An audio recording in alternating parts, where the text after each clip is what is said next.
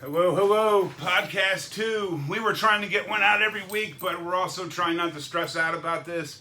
And I believe we had like 2 incidences where you came to the house once and I wasn't here, miscommunication. And the other one, the phone started crapping out on us. So I cleared out, I don't know, like 3,000 pictures, like 200 videos. Sure. We should be good. Right. So this is the Stomp Strong podcast, episode 2. I am Stomp. I'm Saad, and I think the cool thing is like we're just regular dudes, so like we're gonna have technical difficulties. So we tried to record this last week. It just stopped recording for us. We got like halfway through because like we're trying to keep this to an hour. It just stopped recording, and we don't know how to splice what we saved. Yeah. Like we're not like production guys. No. So it's like we just start all over. Yeah. So we're doing it again. And we were talking about precisely what we were doing for fitness on a regular basis. And I'm going to just do a real quick recap because I want to get back to your story real quick about your 2 dogs. Just crazy stories, right? So it's a good, crazy story. So, okay. So I've been walking. Last week I think I did like 5 miles. This week I got in like 3 at least, but they've been real hard ones. So I go to this creek by the house. It's like 1.25 miles away. And I go up and down, in and out, up and down this riverbed, and I follow it, and sometimes I gotta crawl up a thing and go up the side of this thing 60 feet and come down. It's like almost like mountain climbing. And when Saad met me, I had to wait for a long time to even get into his class, and I had this hole in my foot for 9 months, and I was in a cast, and I've had my feet rebuilt like 5 times, and when I got my foot back, I felt like reborn, and I bought some boots, and this area just pulls me in. So I've been hiking like crazy with the dog. Moose has been going with me. Lou can't go because he's sick. Long story short for you, you have some crazy shit going on with your 2 dogs, and you got to walk like up to, I think, 7 miles a day between the 2 of them, or 6 miles a day. I average between 5 and 10 miles a day. 10 miles a day, so 7 miles a day average. Right. Okay, let me give a little recap. Sure. Can I do a recap? Oh, heck yeah. Okay. So he has 2 dogs. Let me get the names right. Baylor and Panda. Panda's the new one. No, Panda is the older English one. Bull Terrier, which is the Spuds. same breed as Spuds McKenzie from the old 80s Bud Light show. So Panda's the old dog, Baylor's the new dog. They get along for about 6, 7, 8 months. Everything's cool. No, for 2 years. 2 years. They got along great. They're good. Saad's wife accuses him of being the problem. He says, I don't know, it might be just a dog problem. Sure. They're jealous over Saad. I've seen it. Right. So they live in separate sides of the house, okay? One's upstairs, one downstairs. The one is always taken out there. Okay, you tell me about the dogs. Right. So, I've always had dogs my whole life.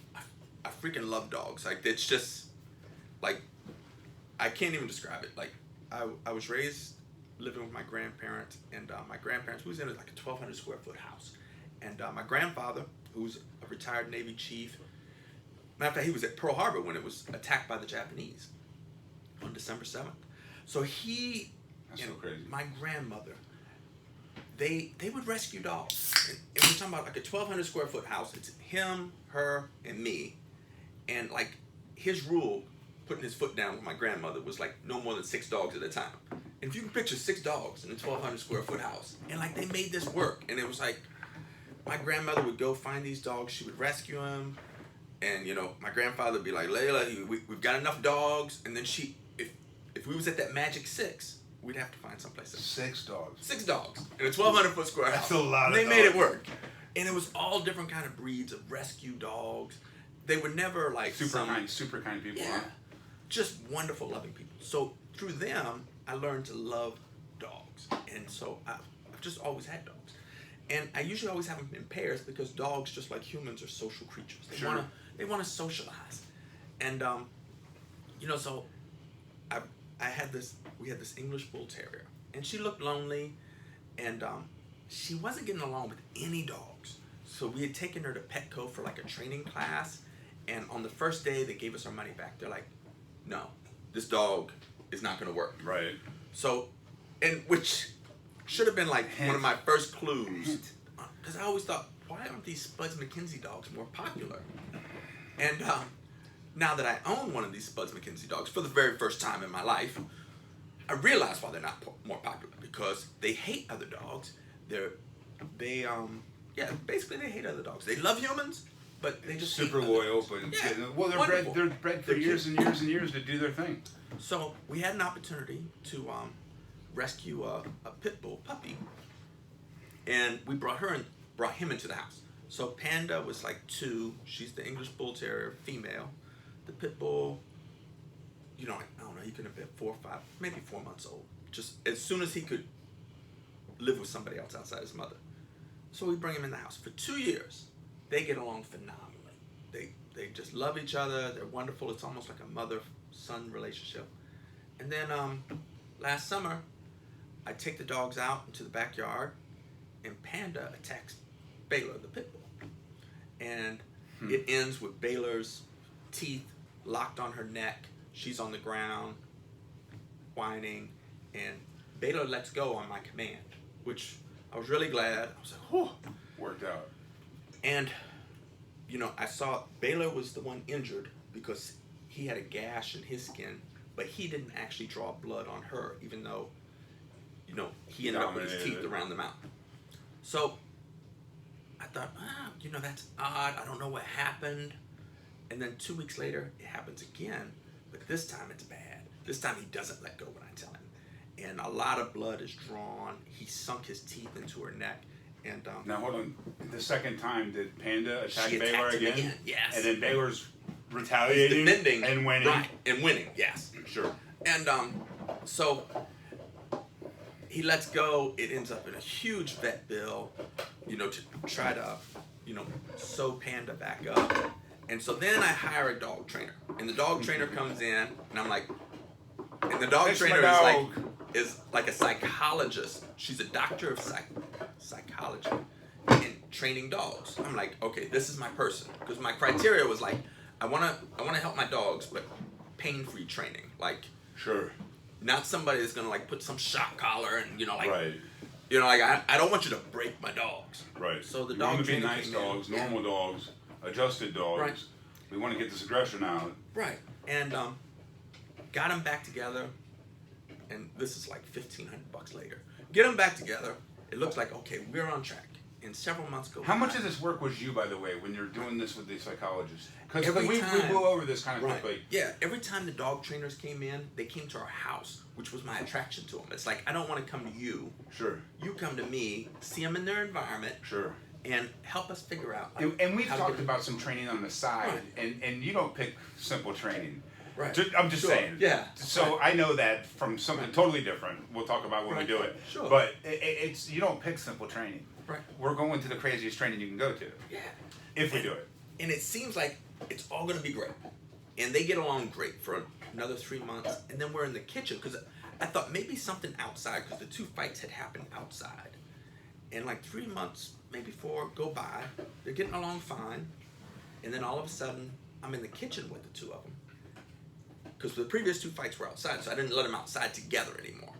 They could be together in the house, but one at a time outside.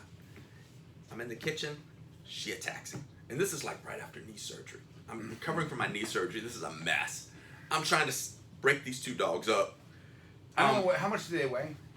He weighs about 80 pounds, and she weighs about 40, 45. And they're just jacked muscle. Oh yeah, just full of muscles. Yeah. Pit bulls and English bull terriers Yeah. are just Muscle. ripped with muscles.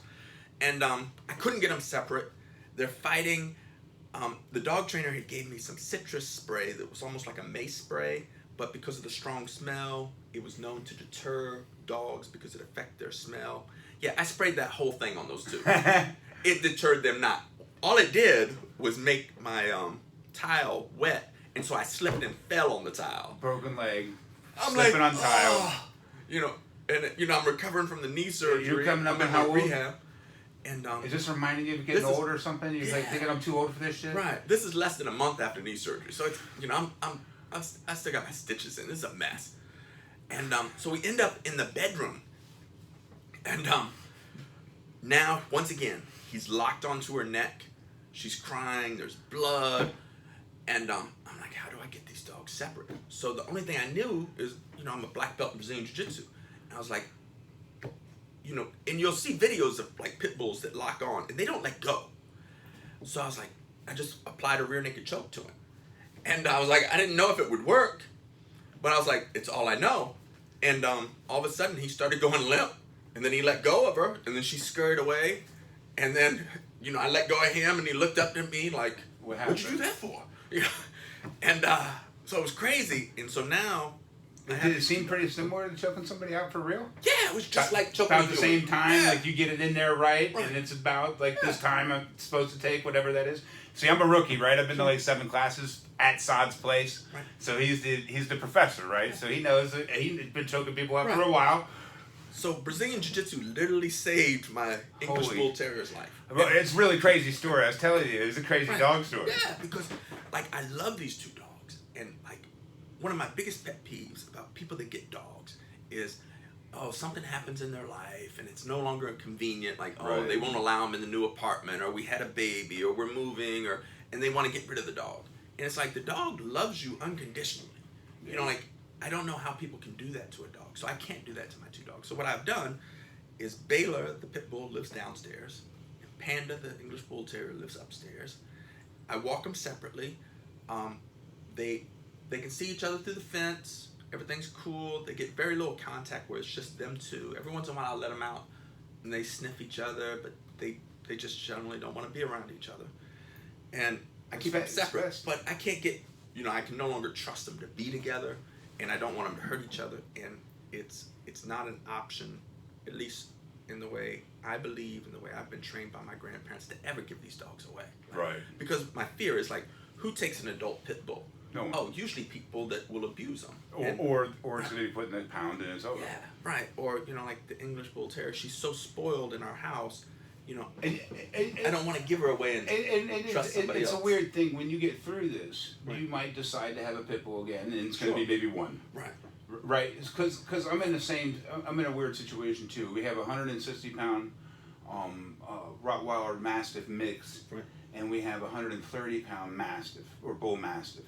And the Bull Mastiff has cancer. Right. So at some point soon, we're going to be down to 1 dog. So Lou is real sick. Moose is extremely alpha. Right. Lou is extremely beta. Sure. He is the most relaxed dog ever. He went to school with me every Friday. The kids just loved him. I mean, this dog is the most chill dog ever. Moose is not. Right. Moose is crazy. Sure. He's like a Jack Russell Terrier, and he's 160. Right. So if these 2 dogs mix well, because one gives up everything and accepts the alpha. Right. When Lou passes, it's just gonna be me and Moose and Beth. Yeah. And the more I walk him outside, the more I know it needs to be me and Moose and Beth. Yeah. The more I take him to the creek, the more he's protective of me. The more we're walking up on these cliffs together, the more he's looking. I'm starting to notice weird things, like when I'm walking and my head hits a branch. Right. The dog looks back at me. Yeah. Just a little notch. He knows when my head hits something. Right. He knows it's in front of me. He just a little. If he gets nervous, he ducks in behind me. Right. If he's excited to go over the edge, he looks back a little, just like yeah. I'm like, you're gonna get. Sometimes I say, no, because I can't save him. But sometimes I'll be like, you're going to learn on that one. Sure. Yeah. So it's weird. So when people come up and they're on their bike, he don't like it. Right. I got to pull him up right next to me now. When anyone's walking near me on that trail, when somebody walks near me on the trail, I got to pull him right up on me. And that's what I love about it. It's like they're so loyal and they're so concerned about your safety. It's so crazy, dude. This dog is like, we're walking like, I think I did like 4 miles this week. I did like 6 or 7 last week, or 5 or something. It was crazy. More miles than I've ever done in my life. Sure. I think up to this last 2 months, the most I've done since I was maybe 20, we'll say, is 1.5 miles maybe. Right. So it's crazy. So the most I've done here is 2.6. It took me 2 hours and 45 minutes. Right. To go 2.6, that's how crazy a terrain I'm walking on. Right. That's how slow I'm going. You went with me, and it's not normal. It's not a normal walk. No. You need boots to do it right. You need boots.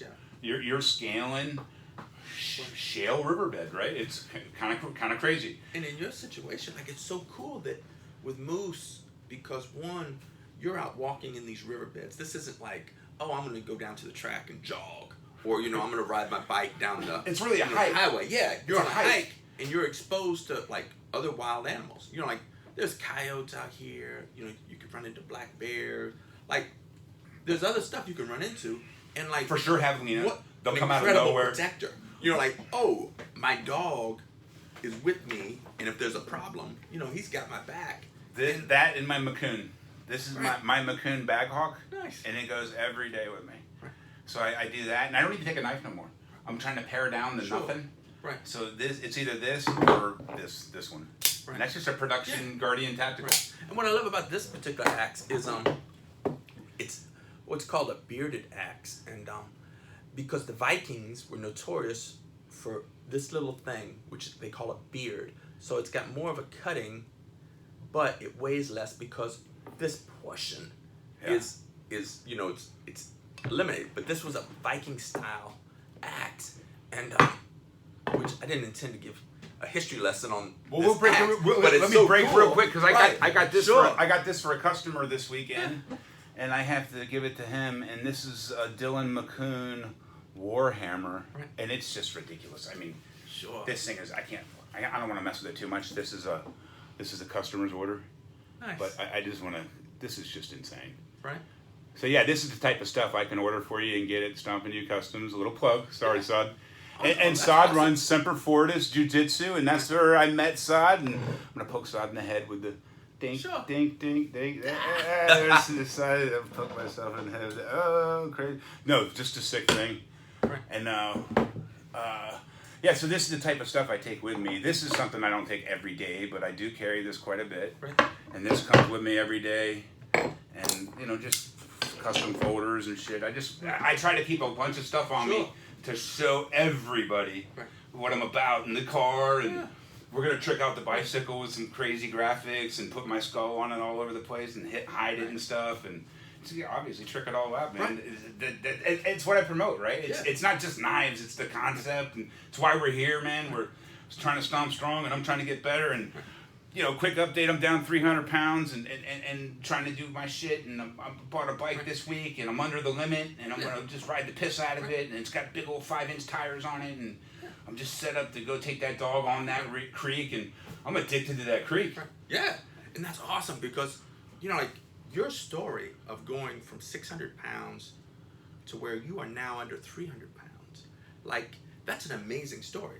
And, like, that creek and those dogs are literally saving your life because they're encouraging you to exercise. You know, of course, you're doing Brazilian Jiu-Jitsu, you're cycling now, you're doing all these activities, and man, like, I think as our podcast goes on, like, I'd really like to get in depth on, like, because most people don't go from almost, you know, from 500-600 pound range that you was in through most of your life, because now you're in your late 40s, to under 300 without, like, you know, surgery.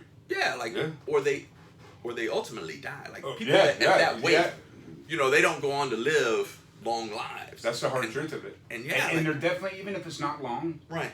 I'm starting to discover that it's not fulfilled. Yeah. The ability for me to go out and put this time in day after day on these feet with all the arthritis I had, and they're still holding up, is only because the weight's coming off. Yeah. I could not do this 2 years ago. There was no will for me to do it 2 years ago. It's really weird. Absolutely. So it's almost like I'm not very religious. We don't talk about religion much, but I do talk about like the idea of a concept of God and how the older I get, the more sure I am. For sure. Right. Like this last year and a half, for me to be able to get my diet down to a point where I'm eating in a 3-hour window, and all I'm eating is exactly what I'm supposed to eat, and that's it. I'm not eating no sugar, no carbs, no bread, no fucking bullshit. It's either green vegetables and meat, and that's it. Cheese, eggs, that's it. Right. Cheese, eggs, meat, green vegetables, that's it. Right. And then like every 2 months I'll take a day, or to start it I'll take a weekend, whatever. So long story short, my point is I can have a tremendous amount of discipline for a short period of time, every day, for a long time, a year and a half, and come off 150 pounds. It's amazing. In front of people, right? So like this is in front of my, and this doesn't happen, by the way, without that. So there's no Stomp doing any of this bullshit without talking about my wife a little bit and not going into details because she's not going to like that at all. Sure. She's very private. But she jumped right on board with me 3-4 years ago on the keto. Mm-hmm. She did it when I did it. She did it when I didn't do it. Uh-huh. We take the weekends off. We take this off. We do this. We do this. We do it. She never did the time thing, the intermittent fasting. She never had any real weight to lose. You've seen her. She doesn't have no real weight to lose. Right. Maybe 20 pounds or something. I don't know. You know, she's perfect. So she's doing this to support me, right? Right. So you get time and time and time and time with somebody, and they don't mind making it happen for you, right? It's not just me trying, or if I want to do something totally independent, like right now, go eat dinner, I'll call her 2 hours from now going, hey, what are you doing for dinner? Are we doing it together? Because she's already helped me make some food that's in the fridge, and I've already helped her make some food that's in the fridge because Right. we know we're busy. So there's 3 or 4 days of meat stacked in the fridge that either her or I cooked in mass quantity one day, right? So there's no mistakes. And that's so cool because, we have so many similarities, like dogs, our fascination with combat, but our diet, although we're both very concerned about what we eat and we're living healthy right now, is Night and day. you consume a lot of meat on the particular dietary plan you are on. For me, like I do a pescatarian diet plan, which I've been doing for almost 4 years now, which is, it's a vegetarian diet, but the only protein I'm eating is the seafood. So I don't eat any beef, chicken, pork, turkey, none of the land animals, it's just all the sea animals. But what's cool is that, we're both conscientious about our health, but you're doing it through eating, animal Totally products, different way. and I'm not, yeah. It's weird, right? Right. But there's 2 different ways, there's more than one way to skin get a to an cat. ultimate outcome. Yeah. And no one's wrong or right. Absolutely. Like I'll be on this ketogenic support group on Facebook, and there's like 5,000 members, and I'll put a picture up of me, 600, and I'll put a picture of me of 500 and 400 and 300 and 295. And actually, I haven't put on. I want to get under 290 before I say I'm under 300. Right. Because I don't want to go in there and not really be under 300, like Right. all that week, Yeah. the week before, Sure. the week after, right? I want to be like tonight I'm going to be 301. Mhm. Tomorrow morning I'm going to be 297. I know it. Sure. That's it. If I'm 303, I'm still going to be 299. Right. So I've gone from 296 to 299 this week in the Right. morning, Mhm. all week. I That's weigh amazing. myself twice a That's day. amazing. I track it. So I'm not bragging to nobody until I'm at Sure. 290, right? Then I'm fucking hitting the dial. But 2 months ago I was stuck at 330. Right. So you then hit those plateaus. and then I hit that. Well, I also did the carnivore diet, and you're up my ass. Sure. Like, hey man, you got the lab work? You Right. get that lab Yeah. work? Right. So I think I did it for 3 months, and I got the lab work, and I was clean. Like one of my cholesterols was a tad high, Mhm. and you're like, what? So yeah, there's different ways to do everything. Because that's how I went on my pescatarian diet. It wasn't to lose weight. It wasn't to It wasn't like I was morally as if I'm not morally against eating Food, cows, meat. chickens, Yeah, chickens, pigs. steak's I'm good. okay with that. It was no moral or religious reason. It was simply I had high cholesterol, and I was like, I want around 240, 250, and my doctor is like, hey, this is a problem. We need to put you on medication because I don't want you to have a heart attack. High cholesterol is a bad deal, and I'm like, So common too. and I don't like taking medication. So I'm like, doc, what can I do to not take medication? What can I do? And he's like, well, you know what? A big thing is if you work out more. I'm like, okay, stop. I own my own gym. Working out more is not going to be the answer. Like, I work out every day, Yeah, a tremendous amount. I'm not doing extra. Yeah. So I'm like, that's not it. And he's like, well, then it's a diet problem. He's like, all cholesterol comes from animals or animal byproducts. He's like, reduce your animal intake, and like your red meats and your pork are really loaded with unhealthy cholesterol. He's like, reduce that and eat in more moderation, and you can do it that way. And so like for me, I'm not good with moderation. Sure. I have to go stone cold, like quit, or what do they call it, cold turkey. Yeah. Like, I didn't have to quit. So I was talking to, both the Diaz brothers, Nate and Nick, and Crone Gracie. They all do what's called this pescatarian diet. And my fear with a vegetarian diet was that I would, I have to spar with my students every day. You know, like Energy. rigorous workout. I need the energy. Well, these three guys, the Diaz brothers and Cron Gracie, not only are they doing Brazilian Jiu-Jitsu, but they're doing MMA, and they're also doing triathlon. Sure. And they're doing it on this pescatarian diet. Sure. Like, okay, I could be on this pescatarian diet and still have the protein and still have the energy I need.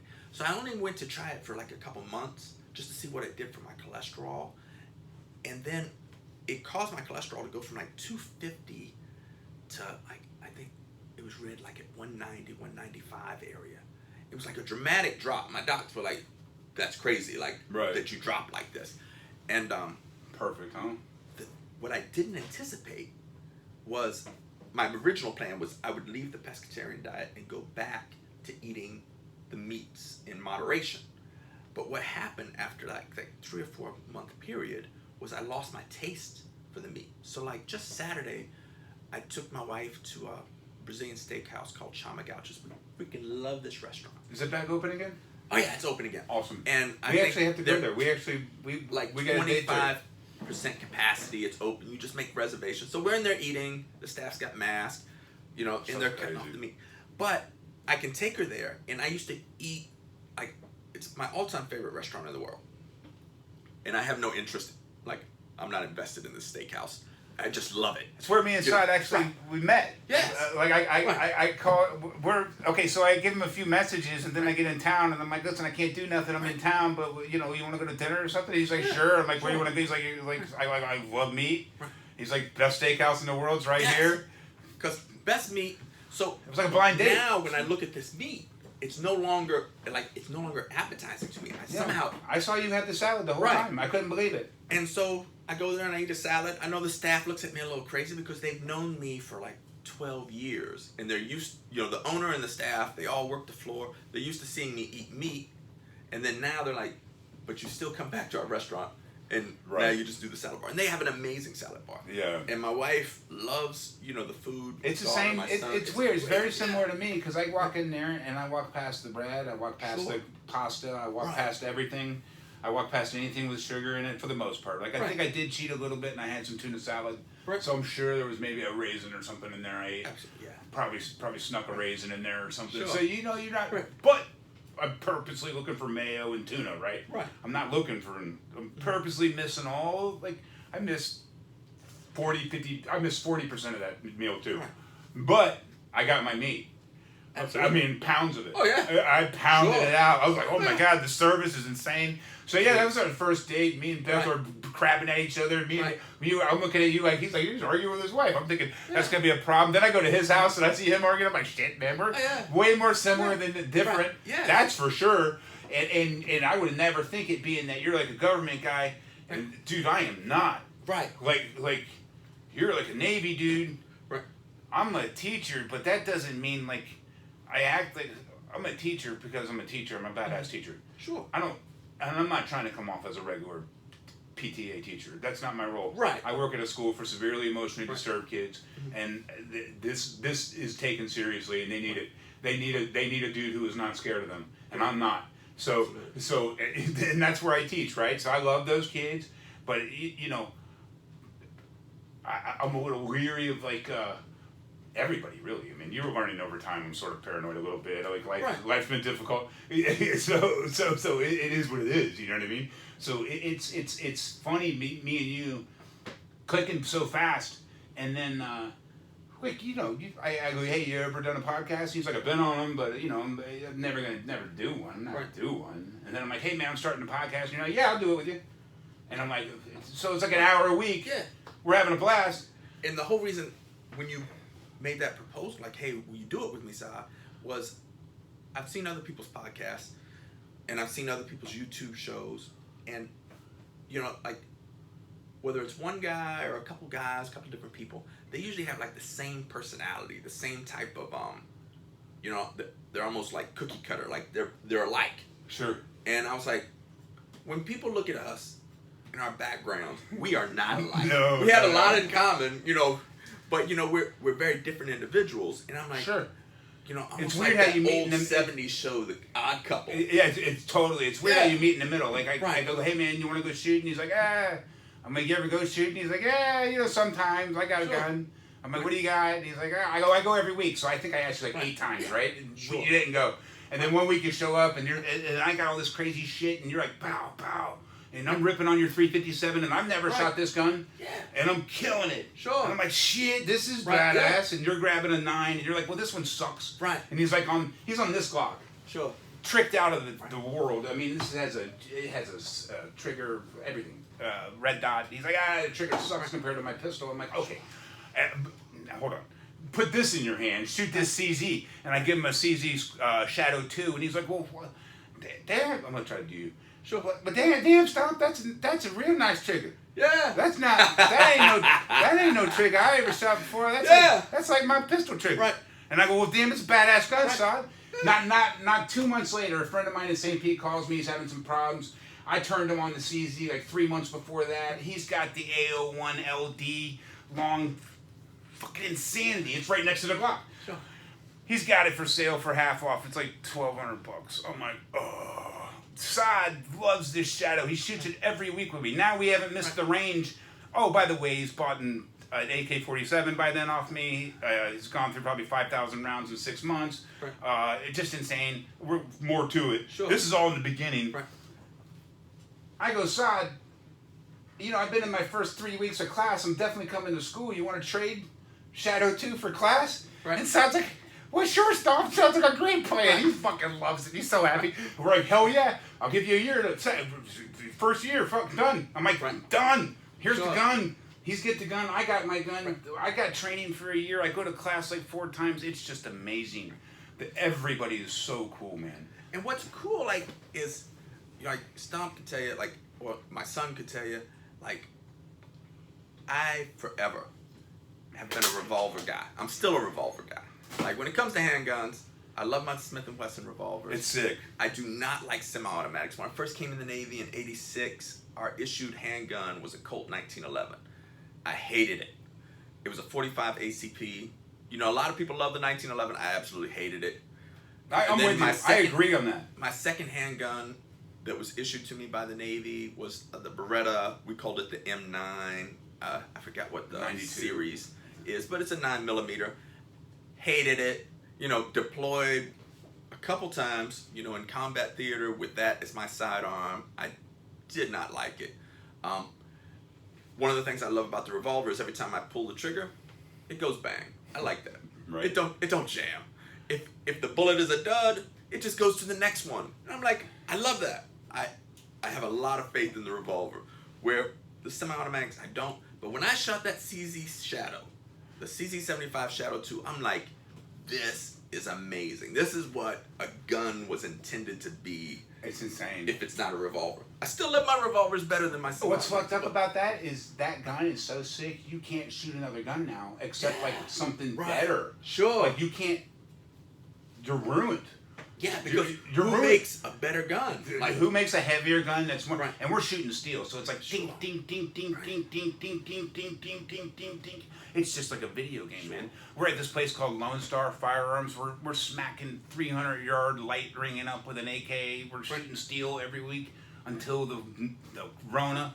And so I mean, we were going consistent. You were going twice a week. I was going once a week. Because I go once a week with you, and then I go once a week with my son. My son's a San Antonio police officer, and so Word up. Between him training Brazilian Jiu-Jitsu with me, and then shooting me going to the range once a week, it gives me confidence that I'm helping my son, for the bad things that he has to encounter. Absolutely. Because I'm like, if me going to the range with him once a week, because the funny thing is that when he first went to the range, this is back when he was 9 or 10 years old, and I was going to the range to get better shooting the Beretta 9mm, which I did not like to shoot, and I took him with me, and that's when he was exposed to shooting at the range. And now that I'm an old man at 52, my son comes to get me almost every Tuesday, and he takes me to the range. Perfect. And I remember the first time he took me, I'm sort of tearing up in the car because I'm like, holy crap. I used to take my boy when he was a child. Cats in the cradle the right way, though. And but it's the right way. Right, yeah. It's not the bad way. Now my son's coming to get me. But your son has no kids yet. That'll happen soon. No, he's or whatever. He's single. Yeah, super cool kid, man. And Andy just got his blue belt, so right, yeah, and he turns 27 this Thursday. Yeah, absolutely. Matter of fact, I'm willing to let out the secret because Stomp, yeah, buddy, makes the best custom stuff. So my son, I didn't make it. That's still a Mccune. But I got it. He's one of the coolest people I know. So I'm gonna brag on him a bit. But like he went and bought like this West German G3, and I'm like, son, why did you get the G3? And he's like, well, when I used to play a video game, it was my favorite weapon to use in the video game. Call of Duty, the G3. probably. And I'm like, oh, well, that's a good reason to get it. And so he acquires weapons like that. So he wanted one of these hammers. Yeah, he called me for a Warhammer. Yeah. And I have like 3 on the wall. And I'm sure he had a Warhammer like this in a video game, and he was interested in getting one. He even told me he was interested in getting one. And then I was like, well, if you're gonna get one and you want one custom made, Stomp is the guy.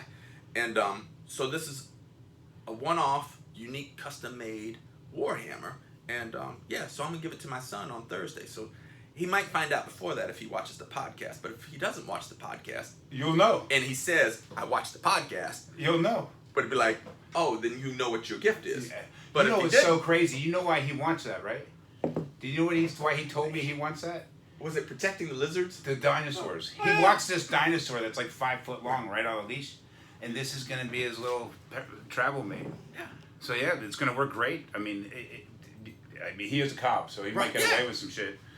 I mean, if I Warhammer a dog while I'm walking my lizard, I bet you I'm going to jail.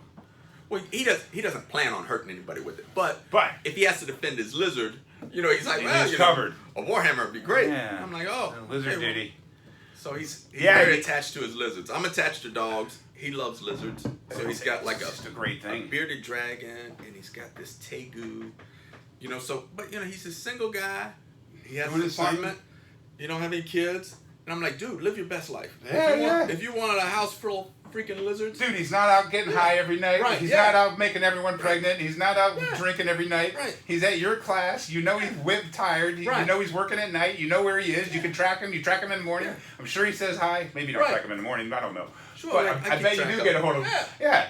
Well, because anytime you got backup babysitter for the 12-year-old straight in house. Sure. Anytime there's a police-involved shooting in San Antonio, I'm like the worried mother, except for his father, because I'm like, hey, was my son involved in that? Sure. Because it happens. You worry about your baby. Even though he's 27, he'll always be, my baby, and so I always worry about it. And super handsome kid too. I mean, he's a great guy, and I'm not sure how you did that, but really good kid. Yeah, he's awesome, and he was never a bully growing up, so I feel good about him being a police officer because I know he's really interested in helping people. And I think that's part of my problem. Like, I don't want to say I'm against cops, but I'm scared of cops to a degree, right? Right. I've had a lot of interaction with cops as a bouncer. I've had a lot of interaction as cops as a really big guy. I've had a lot of interaction as cops as a guy with big crazy eyes. Right. And I've had guns pulled on me 5, 6, 7 times. Yeah. I mean, a lot. And I think if we want and I know they're nervous. Sure. And they're holding the gun and they're shaking. And I'm going, dude, calm down. I'm cool. I'm cool. If we want to improve our police force, the best way to improve it is send our children into it. It's like, raise your children right, send them into the police force. Now we have better cops because it's a weird take, right? But I got a different one on you. Right. If you sent the guy in that had a mandatory 3 years combat duty or 2 months combat duty, got spiraled in real quick with an extra 15 grand or something, and you made it an incentive for really combat-oriented dudes to come into the civilian world and then go handle some issues that would never bother them, would never scare them. They would come up, no guns drawn. What's up, man? What's going on? Why are you doing this? This is bullshit. I'm not handling this. I'm not coming back here. This is over. Can you go somewhere? Can you go somewhere? This is done. Yeah. No guns, no nothing. Come in, not slap anybody straight, but enough combat skill to handle themselves without pulling a gun out because they're scared. Yeah. And that's a problem. Right. If you're a cop and you're pulling a gun out because you're scared, that's a problem. Yeah, it is. And I think that's why, that's one of the main reasons I like and I insist and encourage as much as I can my son to train Brazilian Jiu-Jitsu with me. Sure. Because that gives him a less lethal option than, oh, I'm gonna have to pull a gun, or I'm gonna have to pull a mace, or I'm gonna have to tase Sure. him. It's like, no, you can handle this with your hands, and that's what we did in the military. You know, like, I think the police force is getting there, but like in the military years ago, like the Marine Corps and the Army, they instituted, you know, hand-to-hand combat techniques, because we went from like frontline war fighting, you know, where like, here's the line, on this side is the enemy, this side is the good guys, to where now it's more urban warfare, where it's like, you're going in the city and the bad guys don't have uniforms, and so if they go to take your weapon, you know, like, you didn't see the bad guy from a distance, you know, because you might be in a crowded area doing a patrol, and he goes to take your weapon. If you don't know how to fight, you just lost your weapon, especially if he knows how to fight. There's something to be said about have been hit in the head before, have been choked out before, have lost, have won. Right. I'm not talking about you got to be a serious badass. I'm saying you're not scared. Right. And if you are scared, you know you can control it when you're scared, and the people around you know you can control it when you're scared, and you're not going to freak out, and you're not going to be the dude shaking in the middle of something, because there's a lot of variables. Right. Because, and then people that have never been hit or have never lost, you know, like, a lot of times they panic in a combat situation. It's those military guys that look like, hey, this guy looks like Arnold Schwarzenegger. He's full of muscles, and when it's time for combat, he's not. He checks out. He's not going to be able to fight. And there's guys that are great in class that can't step up once they get outside. Right. And then there's I remember my son called me one morning. He's like, hey, I just want you to know, those 2 cops that ran, it wasn't me, because apparently there was a police shooting here in San Antonio, and 2 of the new officers ran and left the 3rd officer to do the gunfight, and the police chief fired them both. Sure. You know, and he's like, I just want you to know, Dad, it wasn't me, and it never would be me. Sure. Like, I would, you know, but I was like, of course I know you wouldn't be the guy running, but I appreciate him calling me to say, hey, you know, this bad thing happened, I wasn't involved, or I was involved. Not an easy job. It's not an easy job. It's a tough job. It's underappreciated, especially at this time, and there's a reason for that. Right. And a few bad apples do make a bunch look crappy. Sure. And but it doesn't mean it can't be like. It doesn't mean we can't talk about it and try to offer a simple solution that might make sense. I'm not saying it's going to handle anything. I'm not a policy guy by any means. Like, when I say something, it's from the best intentions of safety and people being able to do this job successfully. Right. I mean, it's not an easy job. Right. I like going into these crazy. People will call, like, teachers come in and they work for like a day at our place and they can't do it, right? And they're gone. Right. And they're like, man, I'm so glad I was back at this regular school. And I was like, man, I can't even imagine being at a regular school. Sure. And they're like, what do you mean? I'm like, man, there's no reason for me to ever even step foot in a regular school compared to a center, because I love this clientele. Right. I love the fact that kid is such a badass that nobody has been able to break him. Yeah. Nobody. He's here because he's unbreakable. He's at this place because he's that skilled at getting what he wants. Right. And you know, a lot of people. But you gotta have somebody there that doesn't care about that, man. Because look at how many people talk about they want to improve mankind, but there's not a long line to teach those kind of students. No. You know, to take in the troubled, you know, and the unwanted, and it's like, and this is who you're going to teach every day. No, not just one in a class of 30. No, a class of 30 of them. No, there's only 5 of these guys. Oh, you only get 5 at a time.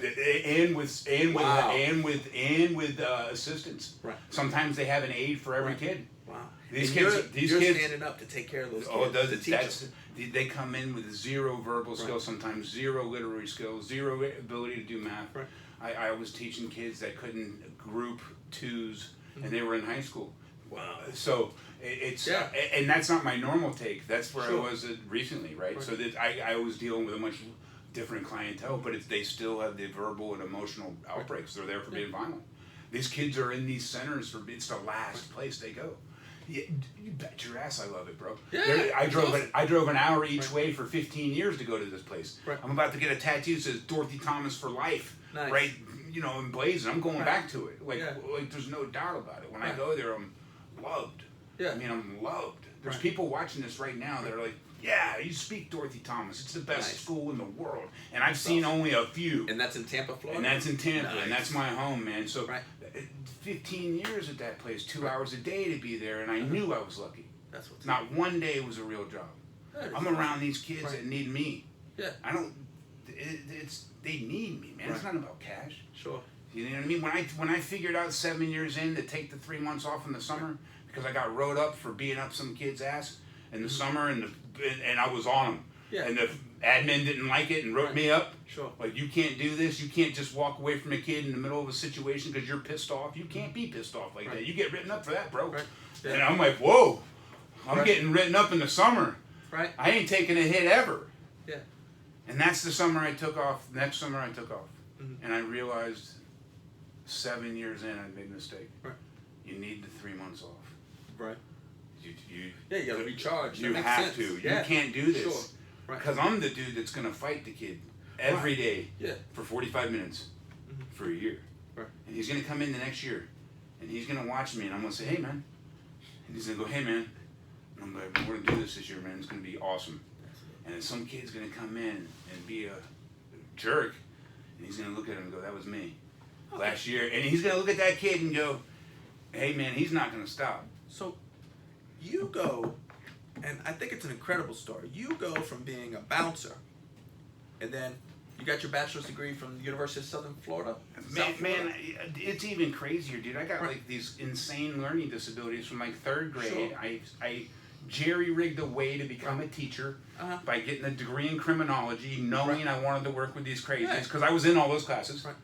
Because they used to just bunch us all together. Sure. They would put intellectually, like, stumbling people like me, like I have like real serious learning disabilities. Right. They would put people like me right next to the gangbanger who was selling crack in 1988, and I would watch him die next to me. Right. And then I did this all year long my freshman year in high school. I watched like 4 dudes die. Right. And then I was like, okay, Mom, you gotta get me out of this, man. I'm so petrified, dude. I'm 6'4", 350 pounds, like 50 pounds heavier than I am maybe now, maybe 320. Petrified every day. They got guns every day. I'm seeing insane shit in high school. In 1988, the crack epidemic was insane. Right. It was breaking hard, bro. Hard. So you go on and but you get your bachelor's degree. It took me 10 years. Right. In criminology. In criminology, which isn't a normal path. I could not take the school teaching classes. I tried. Yeah, sure. It took me 8 years to get through JC, and then I go in to be a teacher, and I couldn't pass the stats course. First class they give you is stats. Sure. And it took me 9 math classes to break the 2 math classes that you have to graduate from JC. It took me 9 tries. This tutor named Miss Wickanan. I mean, just dogged. It took me 8 years to get through JC. I was bouncing the whole time. Sure. Drinking like crazy. I mean, party. But I was going to 12 hours a semester no matter what. Some summers, 10 hours. Never took off. Took me to 8 years. Got C's and B's. My first 2 years was totally screwed off. Totally blew 2 years off. So you was persistent. Got the A. Met obstacles, you overcame it, and you ultimately got. At some point, you're just going to school. That's crazy. At some point, you're just going to school to tell people it doesn't matter. You're going to finish. It doesn't matter how long it takes. At somewhere around 6 years at JC, it really doesn't matter how long it takes. It doesn't matter if I'm fucking 50 when this ends. It's ending. What's cool about that story is, about your story is, it's the difference. It's like that old saying. It's like, I don't know how my story is going to end, but it's not going to end with the words that say I quit. Like you didn't quit. Like you don't know. You could have quit. That a lot of people. You've seen a lot of not quitting me just in 6 months. Right. Like you fail a class, you're having trouble in junior college, you're having some learning. Maybe you have some learning disabilities. You're in a special type class going through high school. Yet you overcome these obstacles to become a school teacher, get your bachelor's degree, which is very few people do, and then you go on and you teach. Backdoor it. I know I'm going to go. I know I'm going to work at a center. Right. Because I love them kids. Sure. I worked at one as an aide for years already. Right. As a 19, 20-year-old, I'd work as an aide, work as a bouncer, do all kinds of jobs. So I already worked on the bus, did bus duty, worked with the kids for years already as an aide. Loved it. Yeah. And they were the hardest kids. They were at a center. So I knew I would probably get picked up, but I was like 600 pounds. So I couldn't get picked up until I applied for 2 years for a job. Right. And then I met this crazy dude named Tony. And that's one of the most insane stories I got. Okay. All the stories I got, Tony is a dear friend of mine that was insanely psychotic at a point and ended up trying to kill like 14 people. Wow. And did like one of them. and he hired me to work at this center. He was the best principal I'd ever worked for until toward the end of my career, right? So this dude was a master, and I would run with him, and I would see what he was doing on the side, and I'd be like, when are you gonna get? What's your next job gonna be, bro? Always, because I was going crazy too. Like I'm drinking insane. We're going crazy. We're partying, man. We're throwing down titty bars, all that shit. I mean, I'm not supposed to talk about this. This is 15 years ago. This is how I came into teaching. I was 600 pounds. I wanted surgery. He gave me a shot.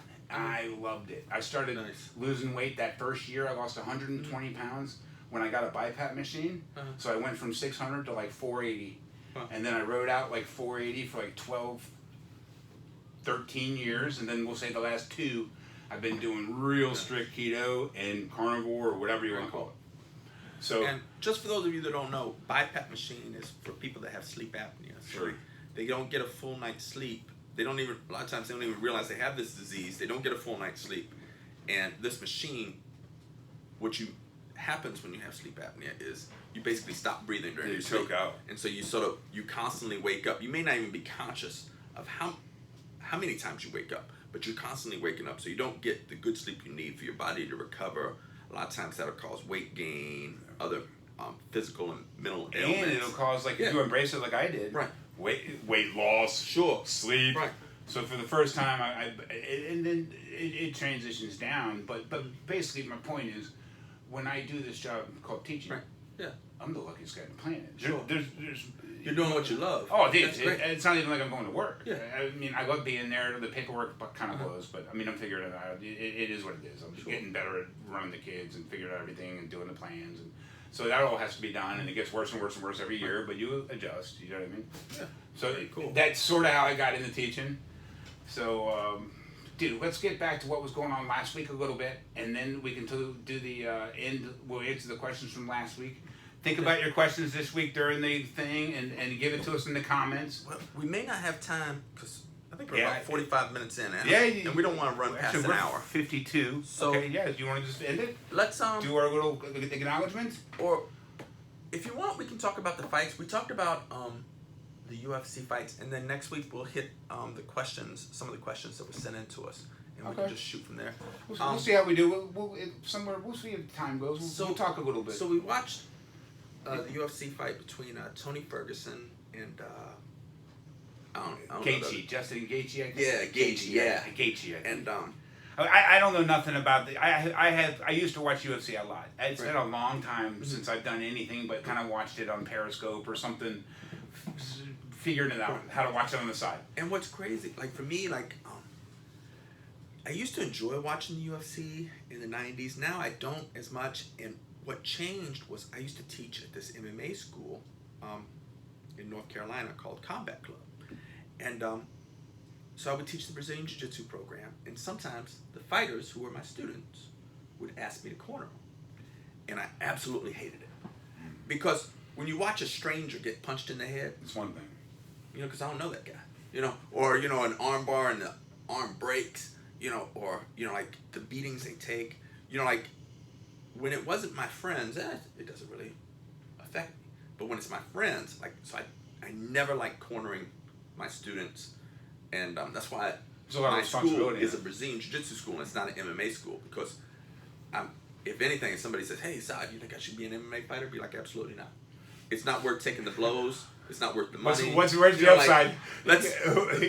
You'll make the UFC and Dana White a lot of money, but you on the end, you may not fare that well. And like when you look at that Ferguson fight, like for me, which is why I don't want to corner people in MMA fights, because the fighter is always going to be like, I can go. I got a chance. I got a fighter's chance. I can keep fighting. But like if I'm in the corner of Tony Ferguson and I'm watching him just take blow after blow to the head. Dude, it wasn't one round. It was 5 rounds. All 5 rounds. He's taking blows to the head that would have really knocked out most people. Like, I was stunned how he took those blows. And we're hearing it because there's no audience. There's no sound. Yeah. There's no one at your house but me and 2 buddies. Or me, your buddy, and your family. Yeah. So there's like 4 people. Right. Everyone's quiet. Dude, it was crazy hearing it. Right. And I mean, crazy hard punches. Oh There's my no gosh. doubt he's taking damage. Yeah. We're toward the end of the fight. I'm not saying anyone did nothing wrong. I'm saying toward the end of the fight, I'm going, fucking stop this shit. Yeah. Like, stop it. Right. This is enough. Like, if you're that guy's corner, I don't understand how, like, you can continue to let him get beat. And the irony is the following week, Jimmy Smith fought Glover Teixeira. Same situation, except Smith's doing good the first couple rounds, and then the third round, the fourth round, and the fifth round were massacres. Like, they weren't 10-9 rounds. They were all 10-8 rounds. Like, Teixeira was just destroying Jimmy Smith. And his corner just kept sending him out there. Like, Smith was exhausted. You could tell he was exhausted. He had nothing left. And the fight was over for all intents and purposes. His corner did not... I don't understand. If this is your friend, how do you let this guy go out and continue for them, to it's take a that business. beating? For them, It's But for me, like, for my students, you know, like, they're my friends. I don't want to see Yeah. them take a beating like that. And Yeah. when I realize you've lost this fight, you know, it's not technically over. And, of course, as long as there's time on the clock, you got a puncher's chance or a submission chance. But for all intents and purposes, those two fights were over. And the fighter was taking so much damage. And that's why you see so many boxers die in their 40s and 50s. They don't live long lives. Right. You know, or it's they end just a up rough. I think the whole thing is crazy. It's like okay, so do we do these things to negate a need to be violent, right? So I've been thinking a lot about violence, right? Sure. I especially I had a meltdown last week and got really pissed at somebody and smashed my hand through a table and. I mean, I dented this table right here. You can sort of see it right there. Right. And it's a crazy strong table. Sure. And my whole shoulder's destroyed. My hand's destroyed.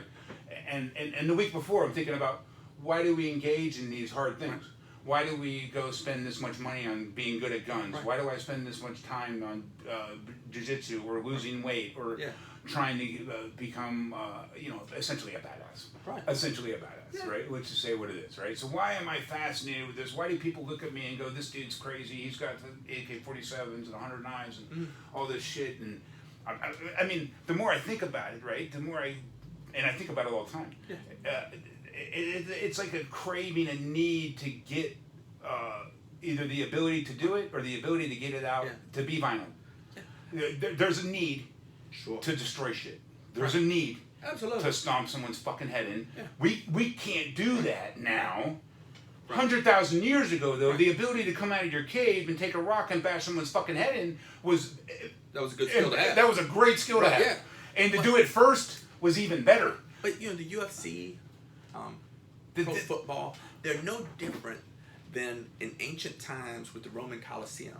It appeased the masses, and it's like, let's see what happens if a tiger fights a lion. Who does that? Or like three guys How many hours fight one have guy. you spent on a fucking mat? Right. Who spends that much time on a mat? Right. No matter, you didn't know you were going to be an instructor when you started it. No, you were coming in from a totally different thing. I love the concept of self-defense. I love the art of fighting. You know, like I boxed in the 80s. But what's that about? Right. I'm talking about beyond that. I think in our human nature, you know, and of course, I think society is like, oh no, we would prefer not to be violent. We have a history from the beginning of mankind to today. I think we spent a lot of time where we are quite violent towards our fellow humans, whether it's in a civil situation in the streets or whether you're talking about war between one nation and another. Like, throughout history, we've been violent. I remember when the Soviet Union, when the wall collapsed, my Navy career was just starting. And I remember saying, holy crap, like, my career just started. We just lost our only enemy, the Soviet Union. They've collapsed. They've formed a bunch of different countries. And I'm like, now there's not going to be a job for me. Sure. And I remember I had a Master Chief. He told me, and I don't even remember the Master Chief's name right now. Well, I do. I'm not going to say his name. But he told me, and at the time I thought, you're a sick old bastard. But he told me, he said, don't worry, kid. There'll always be somebody that needs killing. Yeah. And I thought, well, that's pretty crude, Master Chief. But, you know, I didn't say it because he would have squashed my skull. But as the years went by, you know, it was like, I mean, back then, Iraq was our ally. We was cheering them on to kill Iranians because we was mad at Iran. So when they was killing the Iranians, we were like, oh, we like these guys, you know. And then now they became our enemy that needed killing. Or, you know, Afghanistan. We was, in the 80s, we was cheering Afghanistan against the Soviets. It's like, oh, you're getting our enemy. Oh, this is a good time. And then now we're in Afghanistan. I think you're definitely right. You can't get past it, right? Right. But that can be for money or treasure or riches. Sure. So what I'm trying to say is this, like, for me personally, I'm going to say if it's for me. Right. When I look down at my history of not being able to control myself, and I'm telling you, 99% of the time I can control myself. Right. To the point where I've walked away from all kinds of shit I probably should have thrown down with people and didn't do what I wanted to do a lot.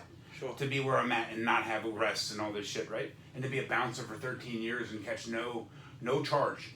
And 13 years of bouncing, insane. So Yeah. I'm not out tuning nobody up. Right. I'm not out beating nobody up. That's not happening. I'm taking care of business in the place, and once it's over, it's over. But for me and I know this for counseling, right? Sure. So for me to embrace that bouncing job at 19 and to take the veterinarian job at 14 and to do everything I've done with the crazy ass work with the kids and to embrace all this chaos in my life and the guns immediately when I shot and the knives immediately after I got jumped. All this happens because I've been broken as a youngster and I'm scared and there's trust issues. There's huge trust issues where I don't trust and I'm paranoid and I don't think it's going to work out right because it hasn't.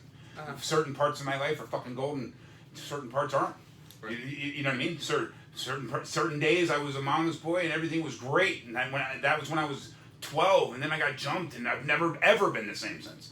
So I think you get fucked up and you decide that, hey man, I need to learn how to do this, so nobody can do that again to me. Sure. The odds of someone. So I think that's the beard, the look, the like, hey man, I am the wrong one to fuck with.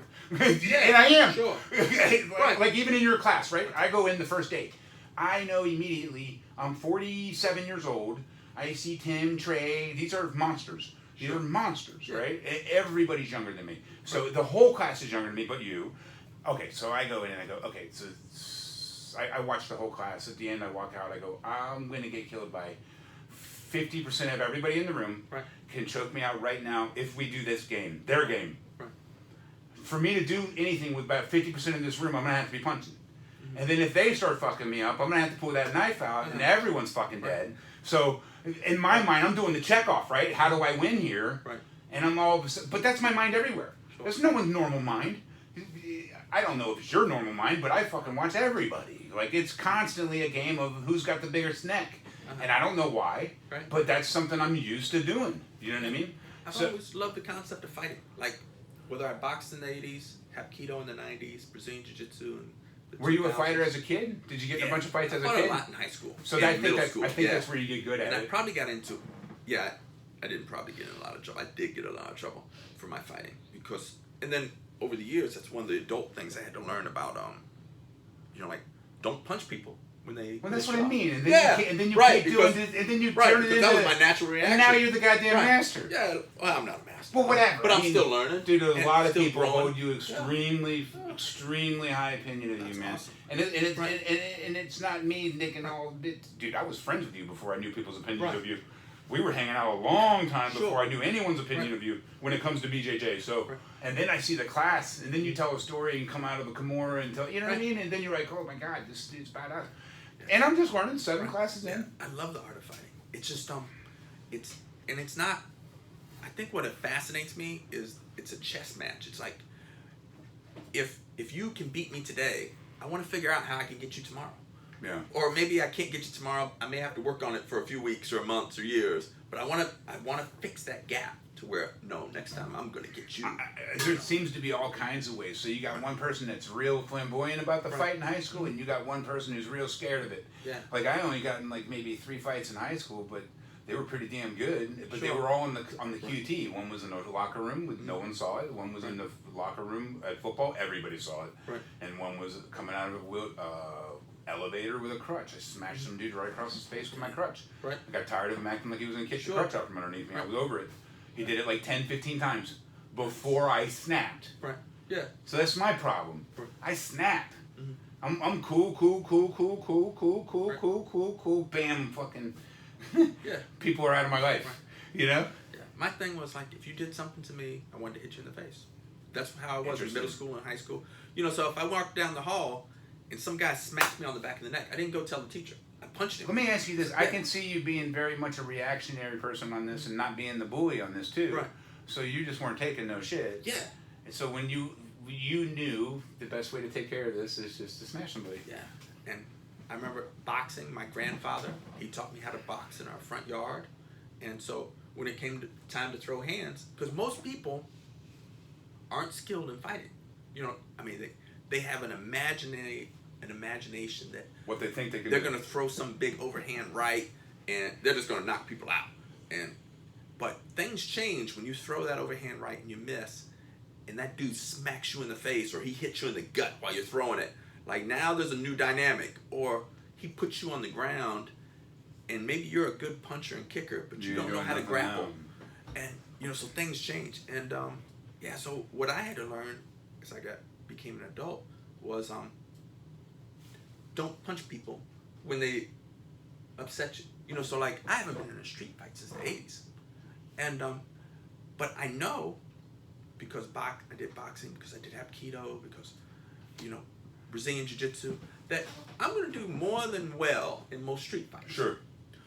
But a person could cut me in line, and even though I know I can whoop him, I just let it go. Like, hey, you know, I don't need to beat him. That's the old man in you. Yeah, like, because that guy might pull a gun out and shoot you right in the fucking face. Right, yeah, because I don't know how this could escalate. BJJ ain't shit Right. compared to fucking 22.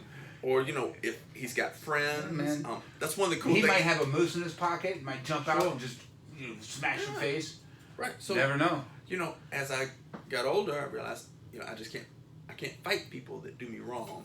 You know, like, there's a line. Like, now if you do See, man, something to you're hurt my family, crazy. then it's on. You're crazy because I'm scared of it, dude. I'm scared of everybody. Yeah. I'm actually frightened of everybody.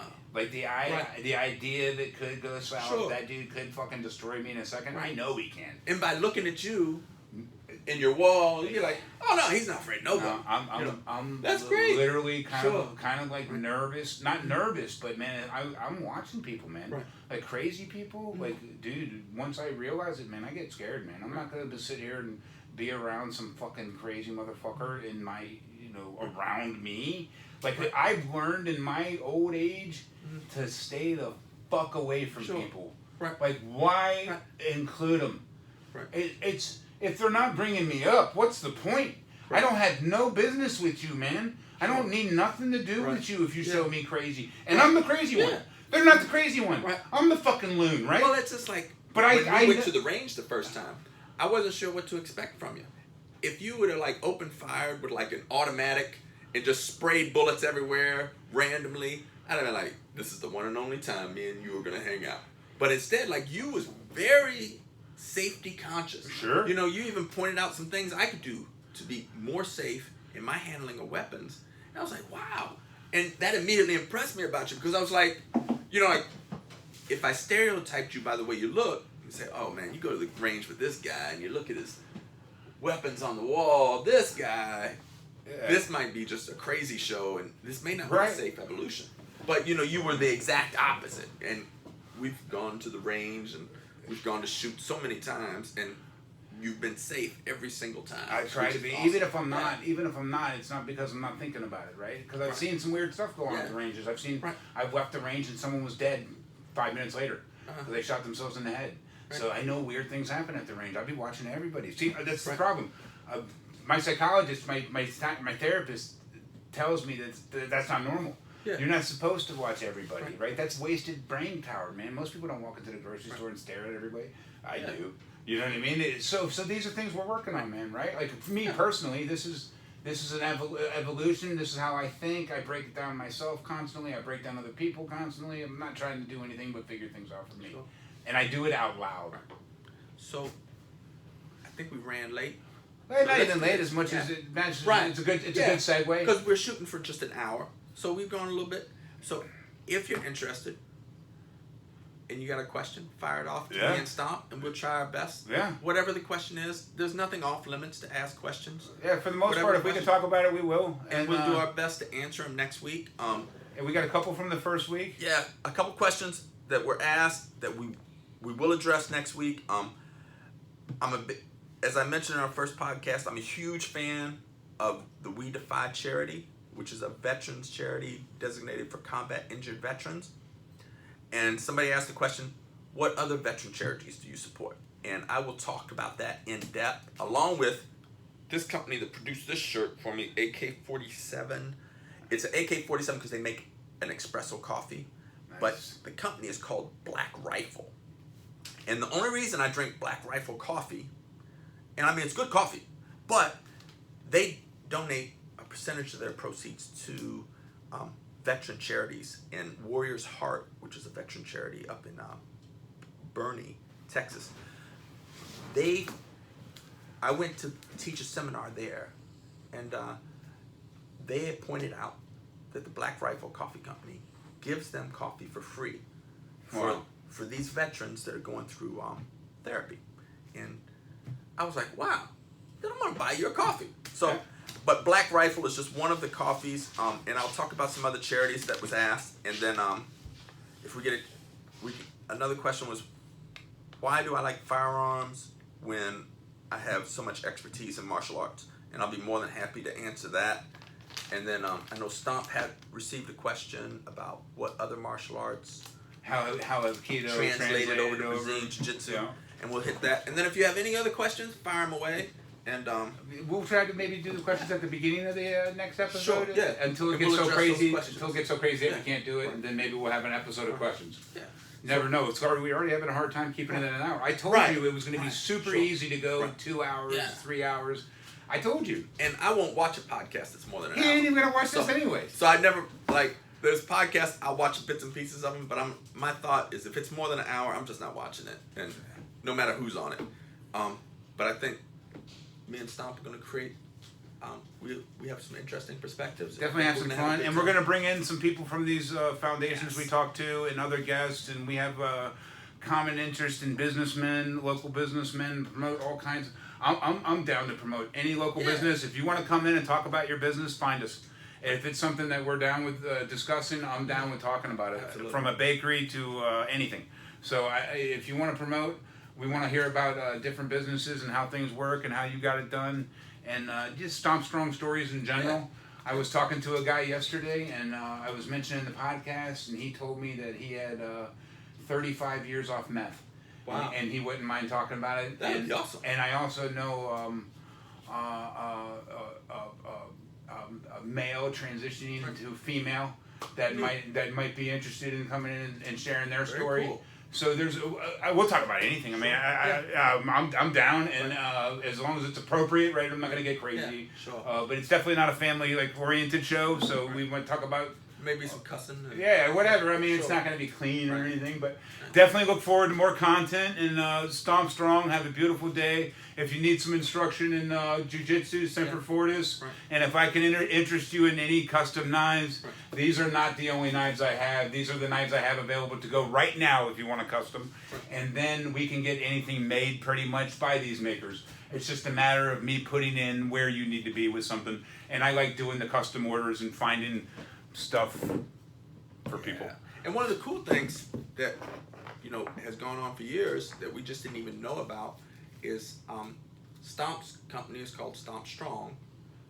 Of course, my company I named after the Navy's Latin motto Semper Fortis, which means always strong. Interesting. So we have a very similar motto. Just the words are different, but a very similar motto. So and I got the Stomp Strong from I used to play with Stompers as a kid, and then I named my first truck Stompin' You. Nice. And then the business is named Stompin' You Customs. Right. And then I, sort of made my nickname Stomp when I started the business. Right. And then Stomp Strong comes a totally different aspect, sort of, from the weight loss and the destroyed feet and the idea that it doesn't matter and get the fuck up off the ground no matter what's happening. Yeah. I mean, I got a lot of stuff to talk about as far as perseverance. I mean, a real serious alcohol problem. I haven't beaten anything. It's something I have to deal with. Sure. So all kinds of shit to talk about. You guys have a beautiful, beautiful week. We will come back next Sunday or Saturday, And if we miss a week, it's because something happened, or we got busy, or life is stressing us out. And this is not going to be our number one go-to thing. Right. We're not doing this to stress ourselves out. Sure. We're doing this for enjoyment. We hope it comes off that way. Enjoy your day, and we'll see you next week. Cool. See you next week. Absolutely.